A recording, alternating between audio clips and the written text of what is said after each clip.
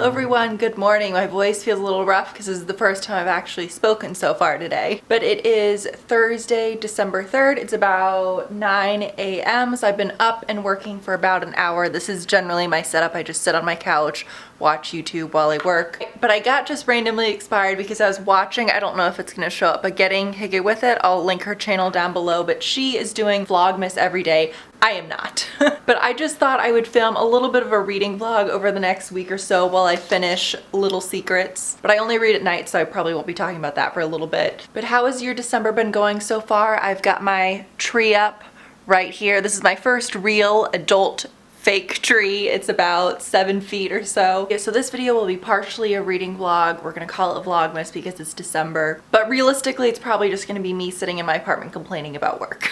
But my last video, I talk about what my job is and what I do. So just go back and watch that if you haven't, or else what I'm about to say might not make sense. But I did a presentation yesterday, and it was the first time I've done this type of presentation to a client, and it was to about 30 or so people over Zoom, and it was about motivating employees and what truly is employee engagement. And I had the biggest fit of imposter syndrome because I was talking about intrinsic versus extrinsic motivation. And you know, I'm always trying to add questions in throughout to get them talking, make it interactive. And then one of the guys on the call, who he looked like he was about 10 years older than me or so, he made a comment and said, oh, well, in my experience working towards my PhD, this is the difference. And industrial organizational psychology, I think, is one of the few PhD programs where you would be learning about that, even though it's a pretty common topic. I think like a lot of you probably know what it is as well. But I got the biggest fit of imposter syndrome, and I looked him up on LinkedIn afterwards, and sure enough, he has his PhD in I have psychology, I have my master's. And I know that I shouldn't care and it shouldn't matter,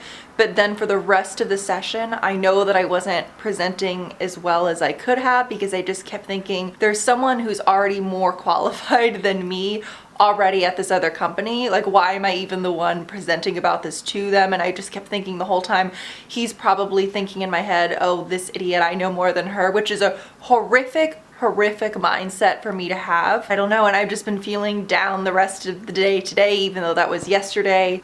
Please let me know, do you guys deal with really intense imposter syndrome?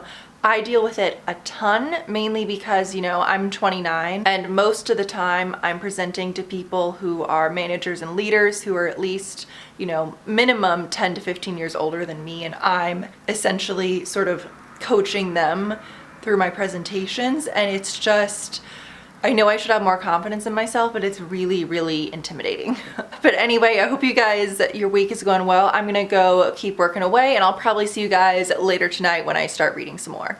Hello everyone, it's now about 12 hours later, and if my voice sounds a little bit funny and if my nose is bright red, it's because I was just crying, and I don't even know why. I'm watching the finale of the Great British Bake Off. Normally I'd be sitting on my couch, not the floor, but I wanted the tree in the background. But I wasn't even really crying about the contestants and the finalists because I'll be honest, with this group, I didn't really care who won. But one of the hosts, I don't know what his name is, I apologize, but he was saying how normally the family of the contestants would be there for the finale, but instead it was the bubble of the medics and the cleaning staff, and everyone would come together to make the show possible. I don't know why I'm getting emotional. I cry like once every 4 months. But I think it just, this is but I don't know what's wrong with me. I was gonna lay in bed and talk with you about the book and reading it, and I'm gonna do a Zoom date, not tonight, but we're talking about when it'll be, so I was gonna chat about dating during the pandemic, but clearly I'm just like not in the headspace. And I don't know if any of you have been like this lately, but I've been emotional, and I don't even know, like, a situation like that, but I'm crying if I'm happy or sad. Like, I genuinely don't, I have no idea. I just need a shower and a glass of wine, and then I will see you guys tomorrow. Hello everyone, it is a couple days later. It's Sunday, December 6th, is that the date? Around 3:30 p.m. And if I seem a little bit anxious, it's because number one, I had just had coffee, which I should not have had given what I'm about to say next. But I'm about to have a FaceTime date. It's the first time I'm meeting this guy, trying to do it safely, of course, over FaceTime. We've been talking for about a month, and I think when it comes to first dates, it makes me nervous when I think about the time I've put into like messaging over the course of a month or whatever it was, and then maybe 1 minute in you realize, you know, maybe you're not interested, maybe they're not interested. But here is my little setup. I don't know So I'm gonna put my phone in that stand, and then I do have my ring light in front of the bookshelf, just because in my defense, the reason I'm using a ring light, not that I should have to defend myself, it's about to get dark and our FaceTime date is at 4. I can't remember if I already said that, so I don't want to just be sitting in darkness by the end of it. But please let me know if you guys are single also during the pandemic, and if you've just given up on dating or you're gonna keep going. I really despise online dating because I'm a very lazy texter when it comes to meeting people. I'm good at texting with my friends and to set up plans and respond quick, but when it comes to just talking with someone I don't know over texting, I really hate it, and I'll send about 1 message a day. But as much as I hate it, and I'm sure many of you do as well, I'm gonna be single forever if I don't put in the effort, so I'm just doing it. But I will be back after the date to let you know how it goes. Hello, it's a couple hours later, and the date went pretty well. We FaceTimed for about an hour and 15 minutes,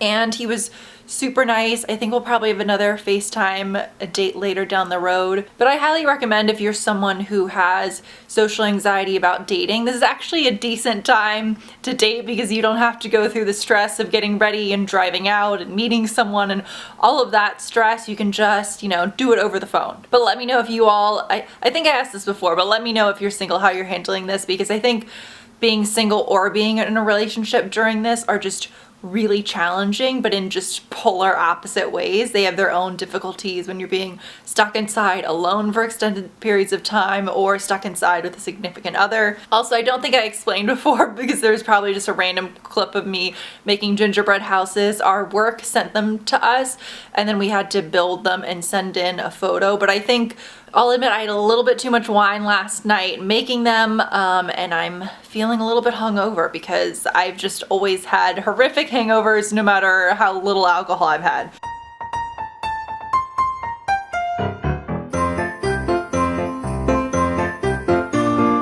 But anyway, this is supposed to be a reading vlog, so let's talk a little bit about Little Secrets by Jennifer Hillier. So I'm about 100 pages in. Also, I'm gonna link the shop. This is really kindly sent to me with this adorable bookmark. I don't want to take it out and lose my place. But if you guys want me to do some type of Halloween, or not Halloween, but if you want me to do some type of horror, Christmas, book lovers gift guide, definitely let me know. But Little Secrets is more of a thriller, and it's about a young mom, and this is not a spoiler, it happens during the first 10 pages. She's at a shopping mall in Seattle with her son. I think it's more of a market, and she looks down and he has disappeared, and then it jumps forward, I think a year or two later.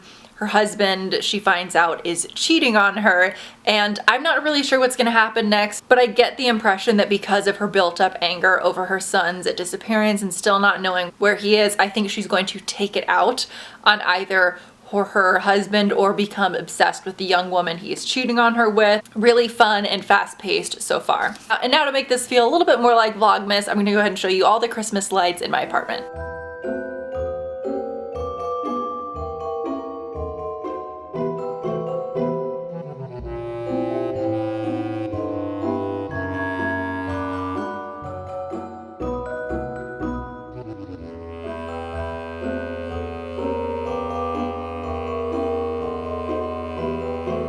Hello, it is the next night and I'm in bed doing some reading. I would show you with the pretty background of the lights, but then it throws off the camera. But I'm a little bit farther into Little Secrets, and this is the perfect read to just distract me from the fact that it's a Monday. And I don't know if I ever said this at the beginning, but there'll be no spoilers for the book throughout any of this. And I don't consider what I'm about to say a spoiler, but I'm really happy that now that we're farther along into the book, that it's also going to be told from the point of view of the young mistress as well. I'm really glad that they're showing her point of view and we're not just getting the main characters. It's terrible that I'm already forgetting her name. Okay, Marin is the wife whose son went missing, and Kenzie is the young mistress. And I have to say, I'm actually liking Kenzie's point of view much more than Marin's so far, at least. Hello everyone, let me take this off. I just got back from Target. You're in my little pantry and we're in my kitchen, so apologies if the lighting's terrible. But I went to Target to pick up meds and groceries, and this is the last time I'm gonna be leaving my apartment. Don't worry, I washed my hands. It's gonna be the last time I leave my apartment for the next 2 weeks, so I just gotta get used to not seeing outside these walls. Obviously, even before this point, I've been social distancing and doing all of that, but because my parents, I'm gonna go see them for Christmas, and before anyone says anything, I'm not getting on a plane, I'm not taking a long road trip. They're a very short drive from me, they're not far away, but I still want the full 2 weeks to not be within 6 feet of anybody else, so I'm just quarantining in my apartment and then I'll go see them. But even when I go home, I'm wearing a mask the entire time, which my parents always tell me to take it off and I'm being excessive, but I just worry. So I've got my big bag, even though it says Costco, this is just my freezer bag, but I wanted to get a bunch of frozen food just because I have some fresh food, but it's gonna go bad within the next couple weeks. So I tried to get some semi-healthy breakfast sandwiches, frozen chicken. I am obsessed with, I'll put a picture of it here on the screen, actually Bird's Eye frozen veggie pasta. I don't know if we can fully trust this app, but there's an app called Fuducate where you can scan the barcode of anything in the grocery store and it tells you how healthy it is based on the ingredients. And they came out with a lasagna, so I thought that would be good and would be at least like 4 meals. I don't know if it's just my Target, but I always think Target has the worst selection of ice cream. I don't really like Breyers, but I just got this one because it's 3 different, or no, I think it's 2 different kinds in here. It's brownie cheesecake, and I figured that way it's kind of like 2 ice creams in one, so I have some variety over the next couple weeks, and some other stuff that is just not interesting. On a more serious note than groceries, I just thought I would share when I mentioned, and maybe this is oversharing, I don't know, but when I said that I went to Target, normally I don't go to Target for groceries, but I was just trying to not go to a lot of places. I was going there actually to pick up some medication, and while I was there, I just thought I would get my groceries for my quarantine as well. But like probably a lot of you, I've been dealing with a lot of anxiety lately. And even though I talk about that I have a background in psychology because it's in industrial organizational psychology, that has nothing to do with therapy or counseling or any of that. So I don't actually know much about any of this. But I've been dealing with a lot of anxiety, and so I finally decided to see a psychiatrist virtually. And I'm not going to get into all the details, but he did recommend I take something at a very, very low dose just to help me sleep, because a lot of my anxiety is thinking about work the next day and then getting more and more anxious as I fall asleep. Again, I don't want to overshare and say what it is, but it's just a very low dose that I'll just take at night. So tonight will be the first time taking it, so we'll see how that goes. But if anyone else is dealing with anxiety, I feel you. Luckily mine is not incredibly severe. I don't have panic attacks or anything like that. I'm so happy, and I just feel blessed and lucky that I was able to see someone virtually and was able to get this before the 2 weeks, you know, of quarantine started. Good morning, everyone. It is Friday, December 11th. I woke up maybe an hour and a half ago. It's about 9 a.m. so I've got to start working. Normally I start working at about 8 a.m. but on Fridays I like to sleep in a little bit more and I start working at 9 a.m. but first we gotta turn the tree on. Doing little things like this are just really helping with my mental health, honestly. Just turning this on every morning. So much better. Maybe no one is interested, but I personally love seeing people's work setups when they work from home, so I thought I would show you my full setup. I don't know if anybody else has this issue who works from home and is in a very small apartment as well, but I don't have space to have a huge desk, to have a standing desk, to have my table chairs and a nice desk chair. I just don't have the space for it. And so what this normally is, if Corona wasn't going on and I wasn't working from home, this would just be a little kitchen table and 2 chairs in case I had someone over and we were eating. This is an old antique tilt top table. Chair was handed to me down from my parents from the 80s, and it's actually pretty comfortable and soft, and I kind of like the way it looks, honestly. And then this is my work laptop, my work phone, my personal phone. I just got this case recently and I really like it. But I'm gonna keep working away. Luckily I only have 1 meeting and it's really casual, and then the rest of the day I'm gonna work on a PowerPoint and practice presenting, because Tuesday I have a presentation I'm really stressed about and I don't want to talk about it. Hello everyone, it is now Friday night. I've put my work stuff off of the table and put it in the closet, which if any of you are working from home, I know if you have like a big desk setup or a separate room with the desk, then this is irrelevant. But if you're someone like me who you don't have a separate room where you can work in, I think it's so important that when you're not working to just put it out of sight so you're not thinking about it. But I think I'm gonna end the Vlogmas / reading vlog here, although it really wasn't much of a reading vlog.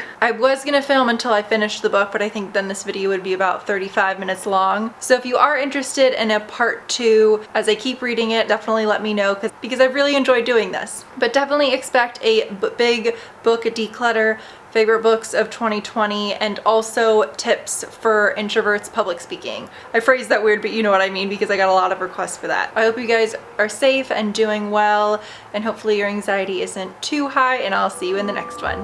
Bye.